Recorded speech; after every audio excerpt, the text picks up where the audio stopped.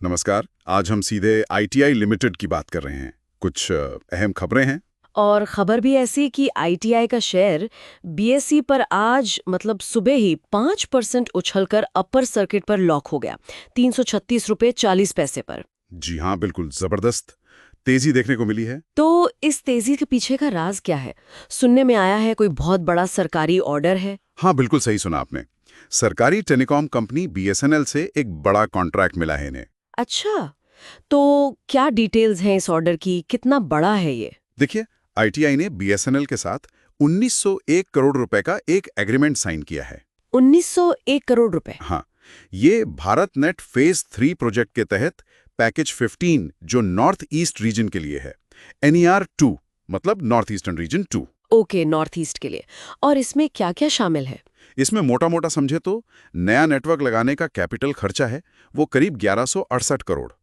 और फिर उसको ऑपरेट करने का खर्चा, ऑपरेशनल कॉस्ट, वो लगभग 701 करोड़ रुपए है। ठीक है। और इतना ही नहीं, जो मौजूदा नेटवर्क है ना, उसके रखरखाव के लिए भी करीब 32 करोड़ रुपए अलग से हैं। अच्छा, तो ये तो सिर्फ पैकेज 15 की बात हुई। जी हाँ, ये कहानी का सिर्फ एक हिस्सा है। इसी भारत नेट फेज 3 प्रोजेक्ट में आईटीआई ने 2 और पैकेज हासिल किए हैं बीएसएनएल से। अरे वाह, कौन से? एक हिमाचल प्रदेश के लिए है, वो है पैकेज 8, और दूसरा पश्चिम बंगाल और अंडमान निकोबार के लिए पैकेज 9। अच्छा। इन दोनों का मिला के करीब 5055 करोड़ रुपए का काम है। ओह, तो मतलब पैकेज 8, 9 और 15, ये तीनों मिला के तो बहुत बड़ा अमाउंट हो गया। हाँ, अगर आप तीनों को जोड़ दें तो कुल मिला के आईटीआई को करीब 6956 करोड़ का, मतलब लगभग 7000 करोड़ का भारी भरकम काम मिला है बीएसएनएल से। 6956 करोड़ रुपए, ये तो आईटीआई के साइज के हिसाब से बहुत ही बड़ा ऑर्डर है। निश्चित तौर पर ये उनकी ऑर्डर बुक के लिए एक बड़ा बूस्ट है। और यहाँ ये समझना भी जरूरी है कि ये जो भारत नेट फेज 3 है, इसे पूरे देश में 16 पैकेजों में बांटा गया है। हाँ, सुना है इसके बारे में। वे मॉडल पर थे, डिजाइन, बिल्ड, ऑपरेट, मेंटेन, सब आईटीआई के जिम्मे। अच्छा, मतलब पूरी जिम्मेदारी आईटीआई की। अब समझ आया शेयर क्यों भागा। जी बिल्कुल। इस खबर का सीधा असर शेयर पर दिखा, 5% का अपर सर्किट। हाँ, और अगर पिछले 3 महीने देखें तो निवेशकों को करीब 35% का रिटर्न मिला है। बुरा नहीं है। बिल्कुल। लेकिन यहाँ एक और एंगल है। अगर थोड़ा लंबा देखें तो पिछले 2 सालों में शेयर 213% चढ़ा है। 213%? जबरदस्त। हाँ, लेकिन पिछले 6 महीनों में इसमें करीब 11% की गिरावट भी आई थी। तो ये जो अभी उछाल आया है, ये उस गिरावट के बाद है। अच्छा, तो हाल में थोड़ी नरमी थी। जी, शेयर का 52 हफ्ते का हाई देखें तो 593 रुपए के करीब था जनवरी 2025 में, और लो था 210 रुपए अक्टूबर 2024 में। मतलब वॉलेटिलिटी काफी रही है।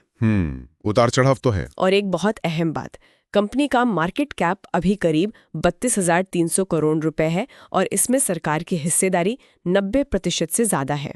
90%? हाँ, मई 2025 तक 90.02%। ये बहुत ज्यादा सरकारी होल्डिंग है। इसका क्या मतलब समझे, ये अच्छा है या बुरा?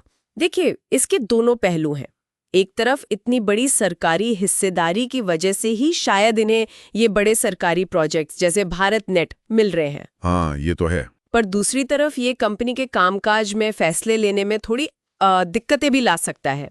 मतलब बाजार के हिसाब से फ्लेक्सिबिलिटी शायद कम हो। ये बात भी सही है। अच्छा, ये बड़े ऑर्डर तो मिल गए, लेकिन क्या कंपनी की अपनी माली हालत, मतलब फाइनेंशियल हेल्थ, सुधर रही है? हाँ, इस पर भी कुछ अपडेट्स हैं।